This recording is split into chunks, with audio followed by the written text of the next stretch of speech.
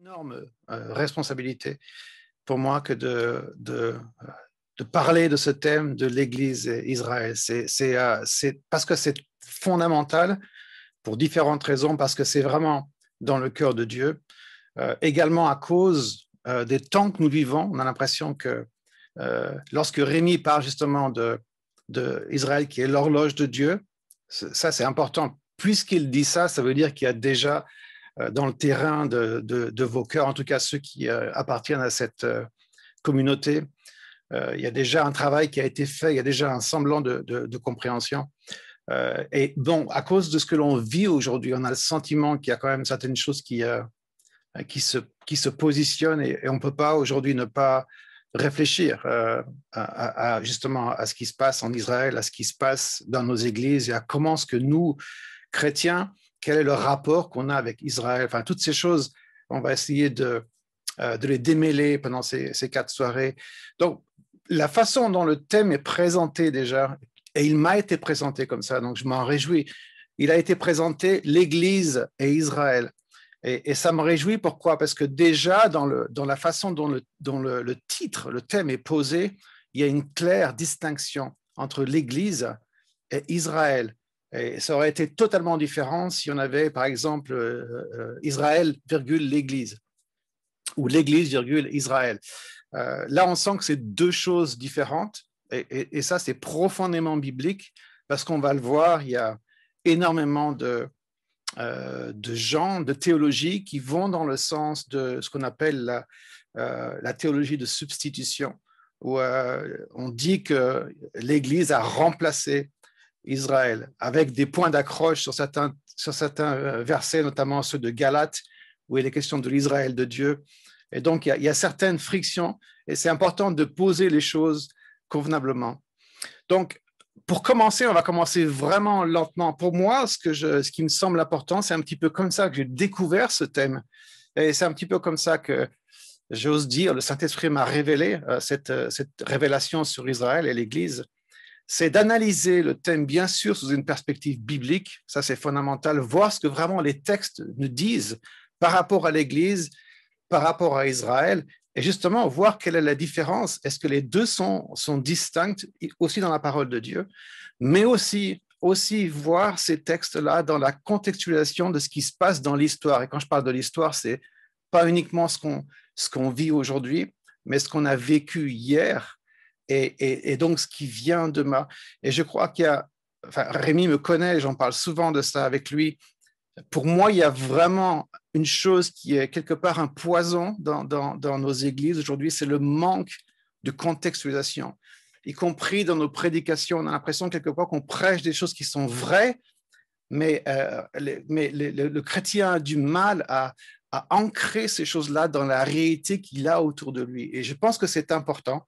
Il y a suffisamment de textes qui parlent dans la Bible, par exemple, de ceux qui avaient la connaissance des temps. Il est question aussi de ces serviteurs, on trouve ça dans Matthieu, que le Seigneur a mis à charge de ces gens pour leur donner de la nourriture convenable au bon moment.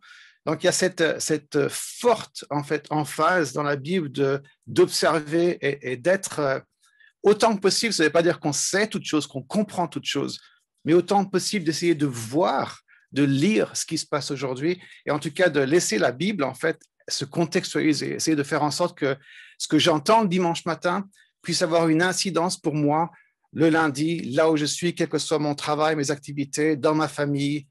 Ça, c'est très, très, très important. Et donc, un thème tel que celui-ci, pour le comprendre, je pense qu'on a besoin de voir, de réaliser en fait ce que l'histoire elle-même a révélé à l'égard d'Israël, ce que l'histoire a révélé à l'égard des tensions, justement, que les peuples, quelquefois, l'agressivité que les peuples ont eue à l'égard du peuple d'Israël. Ça, c'est très important pour moi. Nous avons un avantage aujourd'hui qui est énorme, énorme.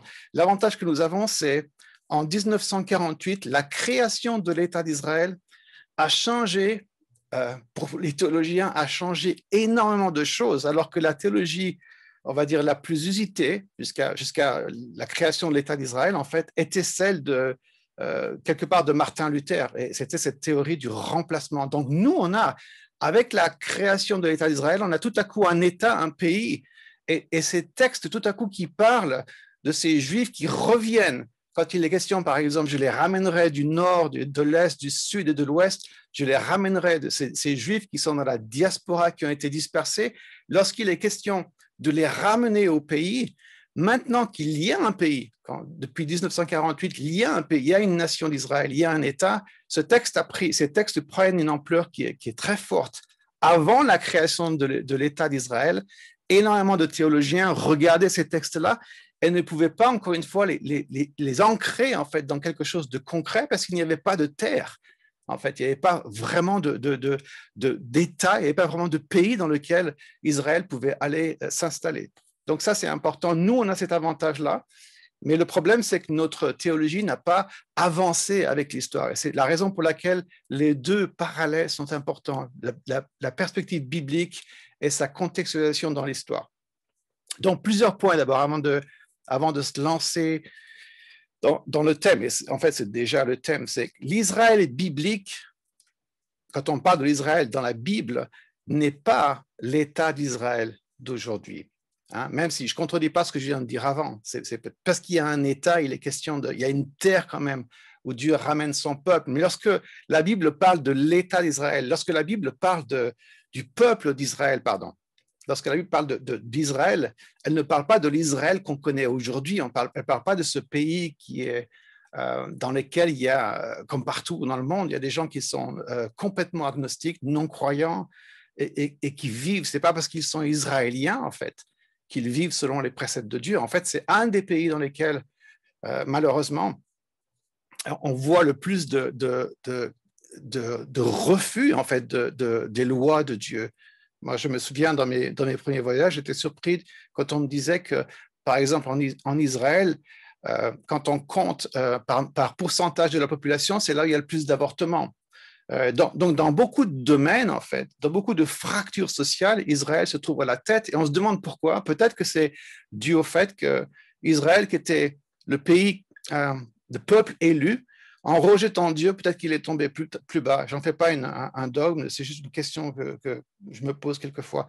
Mais donc, quand on parle d'Israël dans la Bible, toute l'étude qu'on va faire, je ne parle pas de Tel Aviv aujourd'hui, je ne parle pas de Haïfa aujourd'hui, on parle vraiment de l'Israël dans la Bible.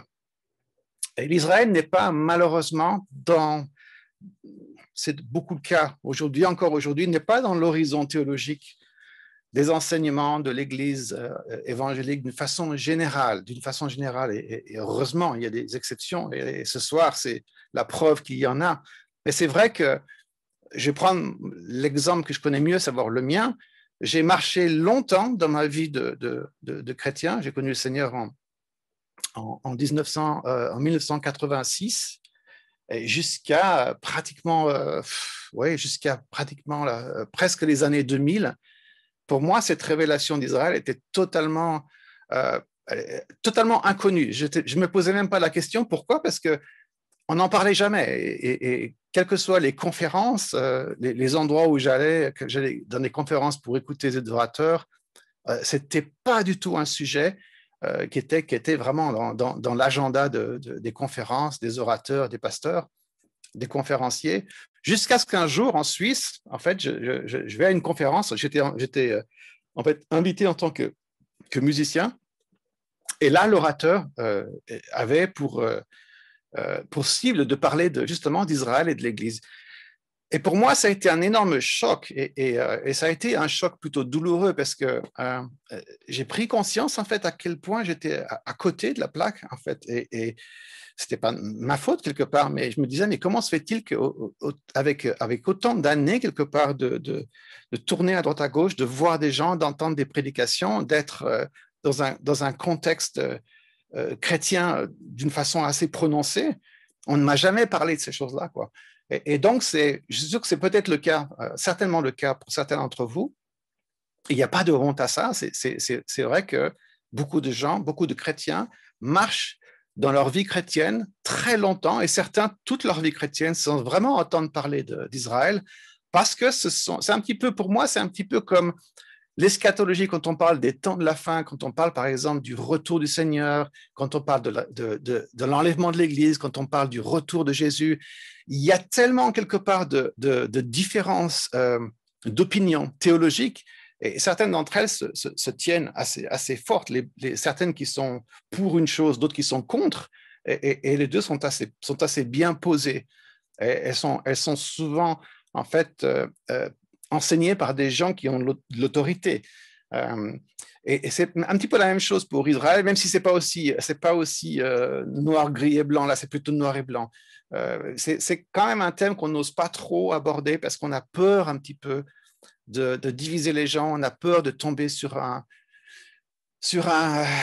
écueil, sur être obligé d'expliquer, d'aller loin, parce que c'est vrai que ça touche, vous allez voir, ça touche profondément notre théologie, y compris notre eschatologie, parce que suivant notre compréhension, notre entendement de la place d'Israël et de l'Église, suivant ce qu'on a compris par rapport à ces deux entités-là, notre eschatologie, notre compréhension de la fin des temps est différente. Et c'est pour ça que ça a un rôle important à jouer. Donc, on a quelque part, malheureusement, encore aujourd'hui, peu de chances de rentrer en collision avec le sujet, mais c'est important. Et moi, je me souviens que lorsque j'ai entendu cet orateur et que tout à coup, je ne peux pas dire que mes yeux sont ouverts du jour au lendemain, à l'issue de la soirée, il y avait des tas de questions, mais je crois que mon cœur a été profondément troublé. Et pour moi, ça a été l'impulsion de me jeter à genoux et de dire, Seigneur, j'ai vraiment peur d'avoir manqué quelque chose de fondamental dans la compréhension, dans le cœur de Christ, dans ce que dans la grâce qu'il y a dans ton cœur par rapport à ton peuple en Israël. J'ai vraiment besoin que tu me révèles ces choses-là. Et donc, j'ai commencé à prier. Et c'est comme ça que ça a démarré. J'ai commencé à prier. Et après, progressivement, les choses se sont enchaînées jusqu'à ce que je rencontre quelqu'un qui nous invite, moi et ma femme, à aller en Israël, sur le mont Carmel, et à commencer une collaboration. Donc, le chemin a été assez extraordinaire. Mais ça a commencé vraiment par ça, par le fait d'entendre quelqu'un qui parle de quelque chose que j'ignorais totalement, au point d'être totalement troublé par rapport à cette chose-là, parce que je sentais que cette chose-là était importante, de prier par rapport à ça. Et puis, c'est comme si le Seigneur a ouvert un petit peu les portes. Donc, je voudrais vous encourager, si dans ce qu'on va partager pendant ces 4 soirées, il y a des choses qui troublent, ben c'est bien, ça veut dire qu'il y a peut-être quelque chose qui est à faire. Et en tout cas, cherchez vraiment, je n'ai pas besoin de vous le dire, mais cherchez vraiment le cœur de Dieu par rapport à ce thème, parce que c'est un thème qui est vraiment cher à son cœur. Donc, on se pose la question, cette théologie, ce qui nous fait dire qu'Israël est importante, cette théologie de croire qu'Israël a un rôle fondamental à jouer pour l'Église, ou pour reprendre la terminologie de Rémi, si Israël est la petite aiguille de la montre, en fait, de Dieu, donc soit c'est une idée qui est farfelue, soit elle est fondamentale. Si elle est fondamentale, pourquoi est-ce qu'elle est aussi cachée? C'est important. C'est important. Pourquoi est-ce que ce n'est pas quelque chose qui est révélé au même titre qu'on a la révélation de la croix, des meurtrissures de Christ? Pourquoi est-ce que c'est aussi caché quelque part? Est-ce que c'est uniquement parce que c'est pas enseigné? En partie, oui. Mais est-ce qu'il n'y a pas non plus, est-ce que ça l'est vraiment? Est-ce qu'on ne sait plus lire dans l'histoire? Parce que c'est vrai que quand on regarde dans l'histoire, comme on va faire maintenant, on se rend compte qu'il y a un déroulement dans l'histoire, il y a certains épisodes, certaines fractures sociologiques, certaines guerres qui révèlent quelque part déjà, même pas quelque part, beaucoup, qui révèlent en fait ce que Dieu veut faire avec le peuple d'Israël, et surtout qui révèle cette énorme opposition, persécution qu'on va voir et dont les Juifs ont fait les frais jusqu'à les camps de concentration, jusqu'à la Shoah, jusqu'à l'extermination. Et quand on se pose la question, on ne peut pas, je ne sais pas si vous êtes déjà posé la question dans ce sens-là, mais c'est vrai que lorsque j'ai commencé à comprendre qu'il y avait quelque chose là d'important pour le cœur de Dieu, finalement, mes regards très, très, très rapidement se sont fixés sur l'histoire. Et je me suis dit, mais oui, forcément, il y a dans l'histoire dans l'histoire de ces massacres, de ces camps de concentration, de ces camps de la mort, en fait, où les Juifs étaient exterminés, il y a quelque chose là qui est surnaturel, qui n'est pas uniquement le fait que l'homme a des penchants mauvais dans son cœur. C'est plus fort que ça va plus loin que ça. Et on va le voir, l'incidence, et évidemment, c'est l'incidence c'est l'œuvre de l'ennemi qui veut absolument faire en sorte que Israël n'arrive pas, en fait, à rentrer dans toute l'explosion de ce qu'elle doit être, afin que nous, si chrétiens, nous puissions bénéficier et qu'on puisse avec eux rentrer dans cette gloire qui est dans Christ. Donc, on trouve plusieurs choses.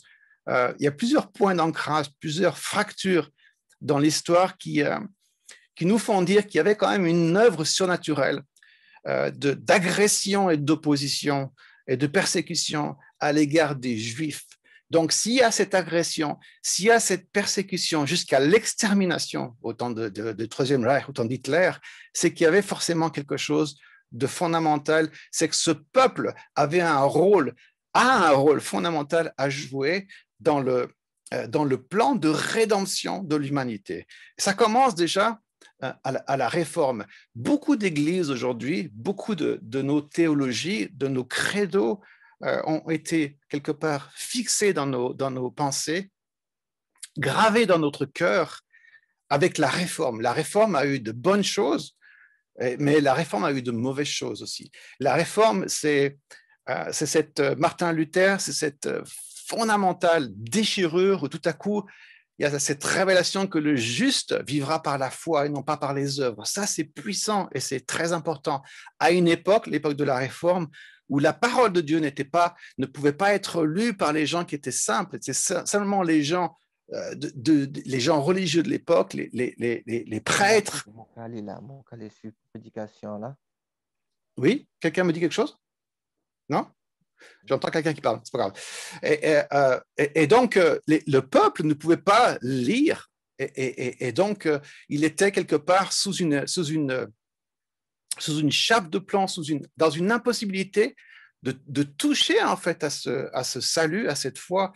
Et Luther déchire tout ça et dit non, le juste vivra par la foi.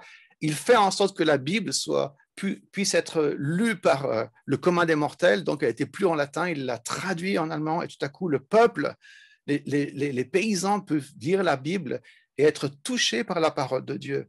Donc, il a fait des choses qui sont extraordinaires. Il a eu aussi, à l'égard d'Israël, un regard extrêmement bienveillant pendant longtemps. Et puis, à un moment, il y a quelque chose qui a changé. Et c'est marrant pour ceux qui font un petit peu des recherches, qui aiment lire. Il y a une anecdote, je ne sais pas si c'est vrai ou pas, mais il est question de son sentiment a changé à l'égard des Juifs lorsqu'il a mangé un repas cachère et qu'il est tombé très malade et qu'il a pensé qu'on voulait l'empoisonner.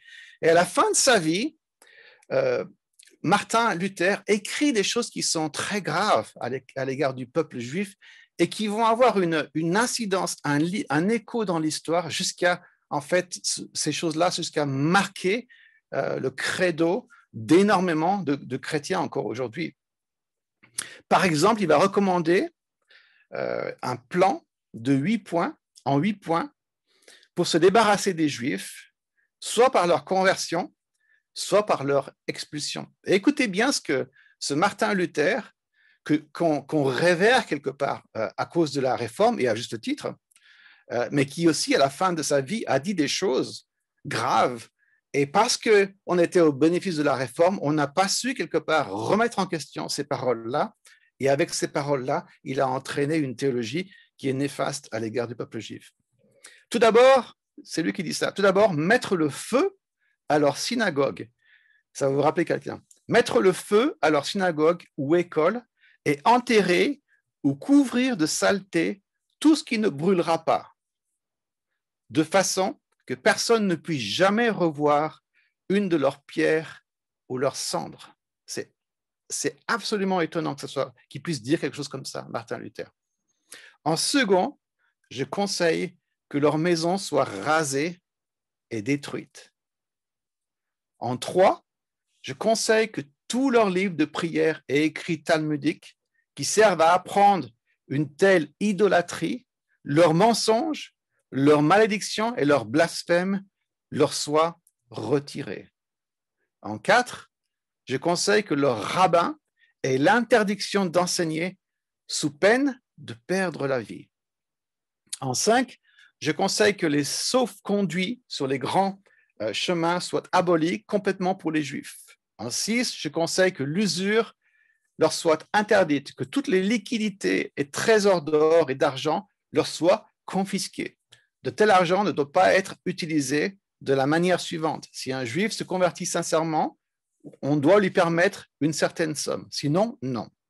En 7, je recommande que l'on mette un fléau, une hache, une houe, une pelle, une quenouille ou un fuseau entre les mains des jeunes et des jeunes et forts juifs ou juifs, et qu'on les laisse gagner leur pain à la sueur de leur front, car ce n'est pas juste qu'ils doivent nous laisser trimer à la sueur de nos faces, nous les damnés goyim. Ce qu'ils appellent les goyim, c'est ceux qui ne sont pas en fait israéliens, hébreux, tandis que le peuple élu passe leur temps à fainéanter devant leurs poètes, faisant bombance et pétant, en plus de tout cela, faisant les fanfaronnades blasphématoires de leur seigneurie contre les chrétiens à l'aide de notre sueur. Non, nous devons expulser ces fripons paresseux par le fond de leurs pantalons. C'est absolument incroyable. Huitièmement, si nous voulons laver nos mains du blasphème des Juifs et ne pas partager leur culpabilité, nous devons nous séparer d'eux. Ils doivent être conduits hors de notre pays et nous devons les conduire comme des chiens enragés. C'est étonnant parce que peu de gens savent ça, sauf ceux vraiment qui se donnent la peine de chercher dans les livres. On a encore une fois, on a une idée de Martin Luther, une idée qui est uniquement focalisée sur la réforme et les bonnes choses qu'il a pu faire. Mais dans le sujet qui nous intéresse, et dans le sujet qui vraiment intéresse le cœur de Dieu, à la fin de sa vie, c'est étonnant parce que quand vous faites des lectures, un petit peu d'histoire, vous vous rendez compte qu'au début de sa vie, il avait un regard extrêmement bienveillant à l'égard du peuple juif. Et à la fin de sa vie, il change totalement. Et donc, avec cette réforme, c'est un peu comme une porte, il y a un énorme courant d'air qui est rentré, en fait, cette théologie contre Israël, cette théologie de substitution qui est rentrée et qui, quelque part, s'est infiltrée dans la pensée de beaucoup de chrétiens jusqu'à le siècle dans lequel on vit aujourd'hui. On trouve aussi, c'est pour ça que je vous ai dit, ça ne vous rappelle pas quelque chose, forcément, on trouve la montée, en fait, de Hitler et du Troisième Reich, de l'Allemagne nazie. On trouve des parallèles qui sont absolument étonnants, quoi. Le fait que Hitler voulait faire un règne qui allait durer 1000 ans. Et puis dans les citations en fait que Hitler va faire, lui, il va encore beaucoup plus loin, mais on va trouver cette même agressivité, opposition et haine à l'égard du peuple juif. Certaines citations d'Hitler. Il dit « En tant que chrétien, mon sentiment me désigne mon Seigneur et mon Sauveur comme un combattant.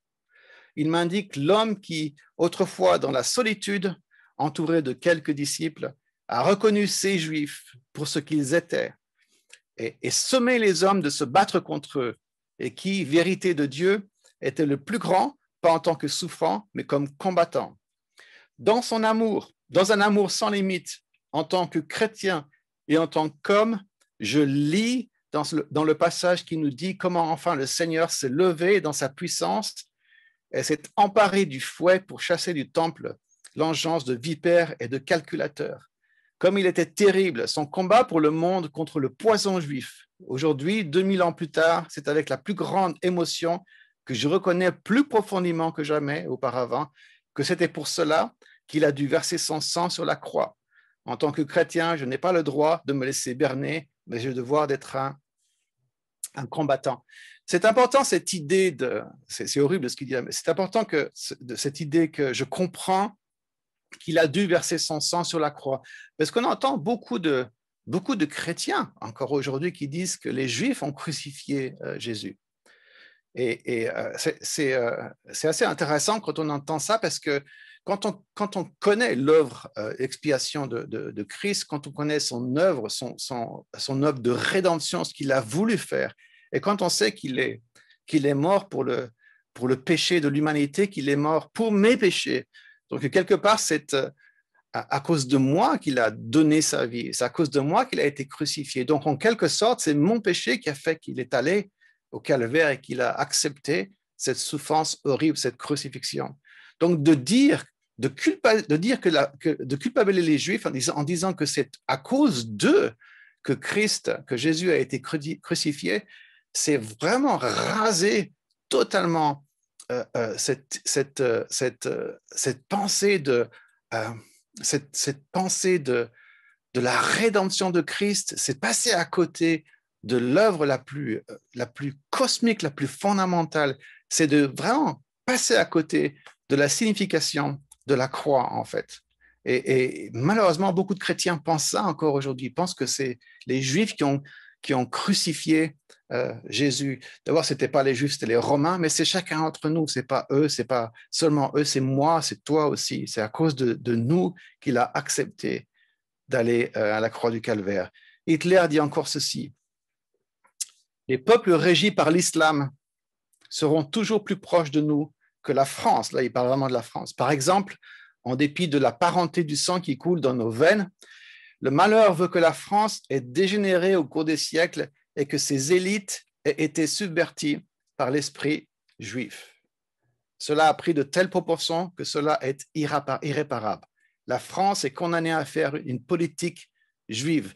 Donc là, on voit encore cette haine du peuple juif. C'était au moment de l'ascension de Hitler, et on voit qu'il a cette haine du peuple juif. On sent qu'il est habité.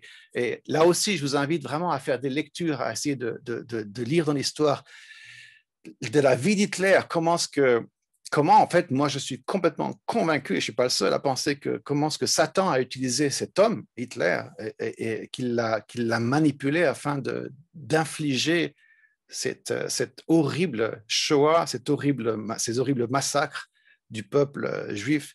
C'est intéressant parce que là, il parle de la France. Il va dire encore: nous avons la malchance de ne pas posséder la bonne religion. Pourquoi n'avons-nous pas la religion des Japonais, pour qui se sacrifier à sa patrie est le bien suprême? La religion musulmane aussi serait aussi bien plus appropriée que le christianisme, avec sa tolérance amollissante. Il y a vraiment cette haine. Et en fait, encore une fois, en lisant les choses que Hitler a dites et les choses qu'il a faites, vous savez que Hitler a changé la Bible, en fait. Il a enlevé toute notion du peuple Israël dans la parole de Dieu. En fait, il ne voulait pas du tout de l'Ancien Testament. Il avait concentré les écrits bibliques sur le Nouveau Testament. Et à la fin, il finissait au sommet de son ascension et jusqu'à sa fin, il finissait par se voir, lui, comme le Messie. Hitler a dit des choses comme le Seigneur a commencé une œuvre, le Seigneur Jésus a commencé une œuvre et moi je vais la terminer.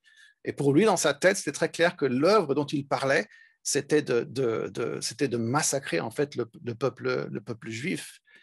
Il a changé notre Père qui est au troisième Reich, que ton nom soit glorifié, que ta volonté soit faite en Allemagne comme au ciel, etc. Il s'est carrément mis, lui, à la place du Messie. Et en fait, il était considéré presque comme un César à l'époque, quoi. Il va dire encore: le coup le plus dur qui ait jamais frappé l'humanité fut l'avènement du christianisme. Le bolchevisme est un enfant illégitime du christianisme. Tous deux sont des inventions du juif. C'est par le christianisme que le mensonge délibéré en matière de religion a été introduit dans le monde. Le bolchevisme pratique un mensonge de même nature quand il prétend apporter la liberté aux hommes, alors qu'en réalité, il ne veut faire d'eux que des esclaves. Dans le monde antique, les relations entre les hommes et les dieux étaient fondées sur un respect instinctif. C'était un monde éclairé par l'idée de tolérance. Le christianisme fut la première croyance dans le monde à exterminer ses adversaires au nom de l'amour. Sa marque est l'intolérance. Donc, il y a plein de citations, on les trouve, hein, on en trouve. Une dernière, parce que pour moi, elle est significative, et on la trouve, en fait, sur l'un des murs d'un camp de la mort, je crois que c'est à Dachau. C'est écrit en anglais, mais on ne trouve pas vraiment la traduction en français, mais je vais traduire comme ça au mot à mot. Hitler a dit, je veux lever une génération de jeunes gens sans conscience, impérieux, combattants et cruels, en fait. Et c'est très important qu'il met l'accent sur le fait qu'il veut il veut lever une génération qui est sans conscience. Hitler avait compris une chose, il avait compris que la conscience était quelque chose que certains rabbis appellent ça l'espionne de Dieu, cette chose en nous qui nous dit quand quelque chose que nous faisons est bien ou n'est pas bien. C'est encore le cas aujourd'hui. Mais c'est pour ça qu'il va dire, je veux lever une génération qui est sans conscience, donc qui n'a plus de problème de conscience. Et quand on voit ce que Hitler et ce que l'Allemagne nazie a fait, on peut se dire, mais évidemment, où est la conscience, où était la conscience humaine dans ces choses-là? C'est effroyable. Donc, ces deux exemples, il y en a d'autres après, parce qu'on peut parler on va d'ailleurs parler de Pharaon. On trouve dans ce même esprit, en fait, cet esprit qui est criminel. C'est l'esprit qui tue, quoi, qui tue les jeunes, les premiers-nés, les enfants mâles, juifs, qui veut les noyer. On va retrouver ça avec Haman dans l'histoire de Esther. On va retrouver ça dans le roi Hérode qui va, lorsque les sages lui parlent de cette étoile qui est là et qui présage en fait l'arrivée d'un Messie, d'un enfant qui va naître, qui sera le Messie d'Israël, va tuer tous les premiers-nés, etc., tous les enfants. Et donc, cet même esprit criminel, cet esprit qui veut tuer, en fait, qui veut tuer le juif, qui veut empêcher les plans de Dieu de s'accomplir, est très, très présent dans l'histoire. Là, on est parti presque de ce qu'on a vécu. Et en remontant dans le temps, on voit que dans l'histoire, il y a des marqueurs qui nous montrent vraiment ce même esprit était à l'œuvre. Et forcément, malheureusement, le chrétien qui n'est pas attentif ou qui ne contextualise pas, qui ne cherche pas dans les Écritures, qui ne voit pas dans l'histoire ou qui ne la connaît pas, malheureusement, les gens lisent beaucoup moins aujourd'hui qu'à une certaine époque, qui ne connaissent pas l'histoire, qui ne comprennent pas cette histoire de la Shoah, qui ne comprennent pas ce que Hitler a voulu faire, qui ne comprennent pas, en fait, en remontant après, pourquoi cet acharnement de l'histoire de Moïse, en fait, avec Pharaon qui veut tuer les premiers-nés, pourquoi cet acharnement contre le peuple juif, contre les Israélites, simplement parce que le plan de Dieu doit se dérouler et doit passer par Israël, par le peuple élu, par ce peuple qu'il a appelé, et que ce que l'ennemi essaye de faire, c'est absolument de stopper cette chose-là. Donc, on ne peut pas, mes amis, on ne peut pas juste rester dans l'ignorance et passer à côté de cette chose qui est tellement fondamentale. Déjà là, il y a beaucoup de matière et je me demande en fait si ça serait pas bien. Je vais peut-être juste lire le prochain point et puis après je vais essayer de résumer et puis peut-être s'il y a des questions, poser des questions à ce moment-là. Donc, l'importance d'Israël pour l'Église est fondamentale. Et donc, la volonté de l'ennemi, c'est d'étouffer ce plan, c'est de frustrer le déroulement des plans de Dieu et d'empêcher, en fait, le peuple d'Israël de rentrer dans sa vocation et, en faisant ça, d'empêcher l'Église de rentrer dans sa vocation. Donc, aujourd'hui, à cause de toutes ces choses-là, et on va dire du parfum qui traîne dans l'air encore, la résonance de ces choses, de ces grandes fractures, de ces grands coups qui ont été donnés dans l'histoire, existe cette théologie de la substitution, en fait, qui est, on s'appelle la théologie de la substitution, ou ça s'appelle aussi le supersessionnisme. C'est cette théologie qui dit que lorsqu'on lit dans la Bible, et notamment dans Galates ou dans Romains, lorsqu'on lit le mot Israël, en fait, peut-être que même vous l'avez entendu, à droite ou à gauche, lorsque vous lisez le mot Israël, en fait, il faut remplacer le mot Israël par le mot Église.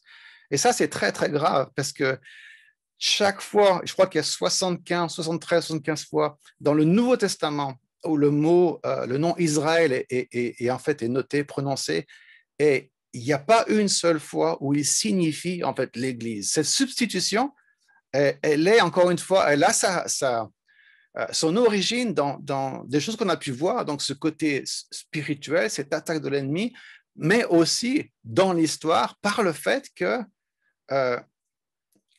par exemple, Martin Luther et d'autres après, les églises que la réforme dont la réforme a donné naissance, ont continué à prêcher en fait une théologie ne voyant pas l'État d'Israël qui a seulement été établi en 1948, n'arrivait pas à réconcilier les textes qui parlent du retour du peuple juif sur sa terre, et donc est arrivé à la conclusion que forcément, lorsqu'on parle d'Israël dans la Bible, il est question de l'Église.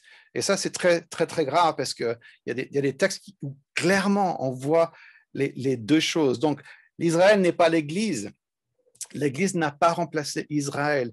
Israël et l'Église deviennent une entité, deviennent un en vertu de l'œuvre de Christ qui a fait des deux un seul corps. Donc, ce sont deux choses qui sont différentes, mais unies en Christ. Dans Éphésiens, il dit ça, c'est pourquoi vous, autrefois païens dans la chair, appelés incirconcis, pour ceux qu'on appelle circoncis, donc il parle de nous et il parle d'eux, incirconcis pour nous et circoncis eux, et qui le sont en la chair par la main de l'homme. Souvenez-vous que vous étiez en ce temps-là sans Christ, privés du droit de cité en Israël, étrangers aux alliances de la promesse, sans espérance et sans Dieu dans le monde.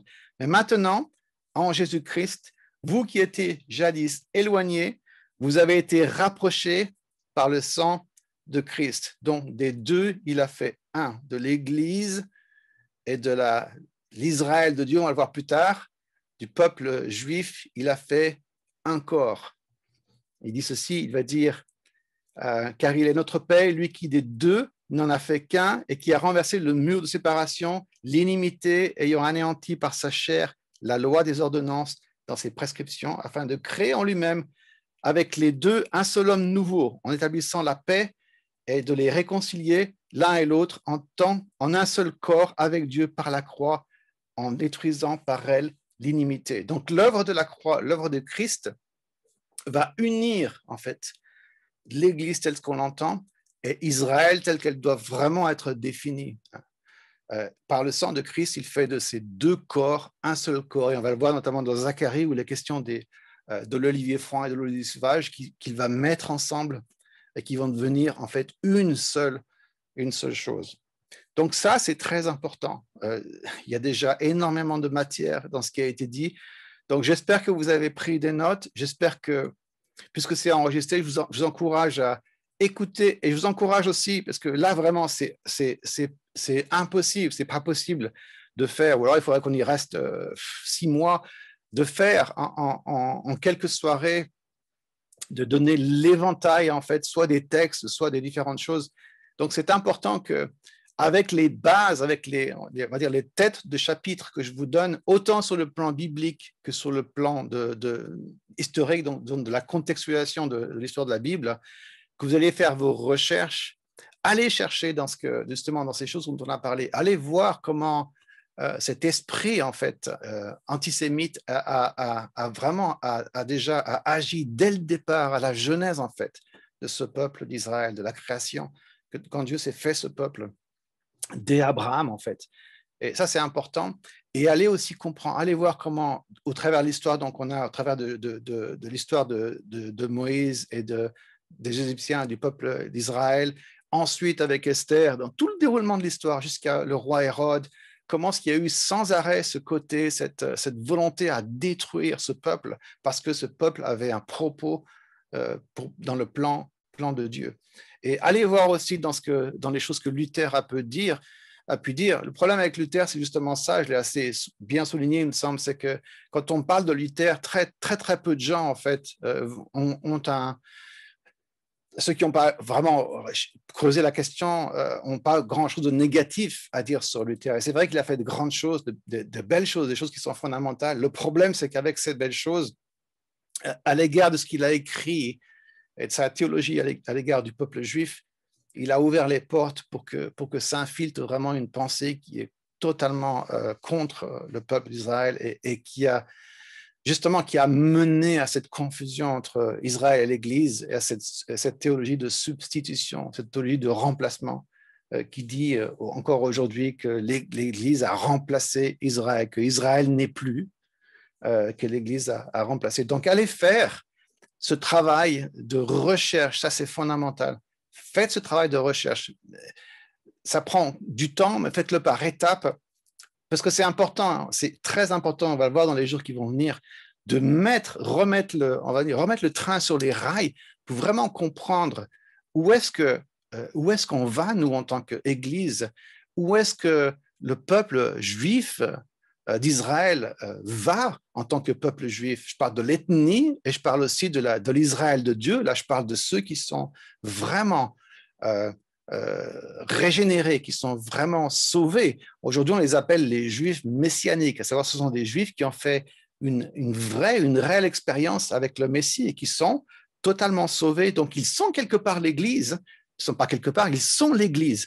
Mais eux, ils préfèrent qu'on les appelle l'Israël de Dieu, parce que justement, il y a eu trop de confusion et puis l'histoire a été vraiment dure avec les croisades, les chrétiens ont fait beaucoup de mal. Je finirai avec ceci. Il y avait une photo, je ne l'ai pas retrouvée en fait, je ne sais pas ce que j'en ai fait, mais j'essaie de la retrouver d'ici la fin de ce séminaire, où il y avait, pendant la Deuxième Guerre mondiale et au moment où la France était occupée par l'Allemagne nazie en fait, les chrétiens continuaient à se réunir et il y a une photo qui est très forte où on voit en fait un bâtiment sur lequel est écrit Église évangélique de Vichy. Et donc les chrétiens, je suppose les pasteurs et puis les chrétiens qui étaient là prennent la photo et derrière eux passe en fait, on voit un train un train de marchandises dans lequel étaient mis en fait les Juifs qui partaient dans les camps de la mort en fait. Et cette superposition entre l'Église quelque part évangélique, Église évangélique de Vichy, et puis cette chose qui se passe en fait en arrière-plan et que personne n'a vraiment compris. Mais nous, on a l'avantage de l'histoire, on a l'avantage de ces choses qui se sont passées, on a l'avantage de la réflexion et le temps de se poser la question. Je finirai par ceci, cet esprit en fait de destruction à l'égard du peuple juif n'est pas terminé. Pas croire que tout à coup, on l'a vu comment il a voyagé dans l'histoire et là on parle de siècle après siècle après siècle. Croyez pas que tout à coup il s'est arrêté. Nous, on n'a pas quelque part la compréhension, parce que nos cerveaux ne fonctionnent pas comme ça, on n'a pas en fait la compréhension, on ne voit pas l'éventail du temps qui passe et des siècles qui ont passé. Mais ce même esprit est à l'œuvre aujourd'hui et on en parlera, on le voit sous différentes formes. Et c'est important de prendre conscience de ça. C'est qu'il y a quelque chose là, depuis le départ, qui est surnaturel. C'est vraiment la volonté de l'ennemi de détruire ce peuple parce qu'il sait qu'en détruisant Israël, il détruit quelque part la destinée de l'Église. Donc, j'espère que c'est pas trop cossu. Je sais qu'il y a beaucoup à manger. Je vous encourage encore une fois à réécouter, à faire vos recherches et puis on continuera demain.